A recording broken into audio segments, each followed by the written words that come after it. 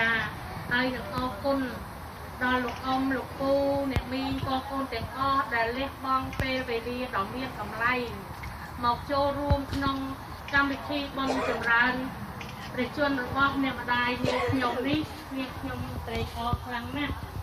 រំភើបដោយនឹងរកពីអ្វីមកខ្លាថ្លែងឲ្យស័ក្តិសមនៅនឹងសន្តានចិត្តរបស់ព្រះសង្ឃគ្រប់ព្រះអង្គហើយនឹងលោកអ៊ំលោកពូអ្នកមីងបងប្អូនទាំងអស់បានទេមានតែម្រាមដៃដកសូមលើកឡើងគោរពដឹងគុណដល់ស្មោះអស់ពីដួងចិត្តសូមព្រះសង្ឃគ្រប់ព្រះអង្គហើយនឹងលោកអ៊ំលោកពូអ្នកមីងទាំងអស់ទទួលការគោរពពីខ្ញុំមានតែប៉ុណ្្នឹងទេហើយក៏សូមជូនបុណ្យជូនកុសលដែលខ្ញុំបានធ្វើថ្ងៃនេះហើយនឹងពីថ្ងៃមុនមកសូមចែករំលែកលើកប្រគេន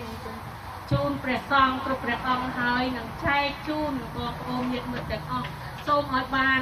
នៅកុសលផលបុណ្យដែលខ្ញុំបានកសាងទាំងប្រមាណនេះខ្ញុំសូមចែករំលែកឲ្យបងប្អូនទាំងអស់ទទួលអនុមោទនាកុសលផលបុណ្យឲ្យបានស្មើគ្នានឹងខ្ញុំសូមអនុមោទនាហើយបន្ទាប់ពីនេះក៏សូមជូនបុណ្យជូនកំសត់កុសលឲ្យបងប្អូនប្រកបកិច្ចការងារអ្វីឲ្យសុខចម្រើនកើនសម្បត្តិ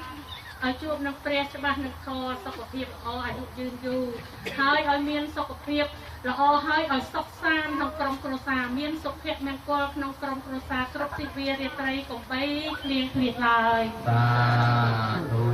មុននឹងបញ្ចប់នាងខ្ញុំសូមការខន្តីអភ័យទោសពី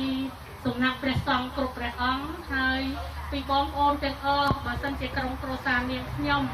មានការខ្វះខាតលើសលួសដោយការពាក្យសម្ដីឬក៏ទទួលភ្ញៀវអីយ៉ាងណាមិនបានដិតដល់សូមការខន្តីអភ័យទោសឲ្យក្រុមគ្រួសារនាងខ្ញុំសូមអរគុណអត់អីទេឲ្យយើងយកនឹងទៅ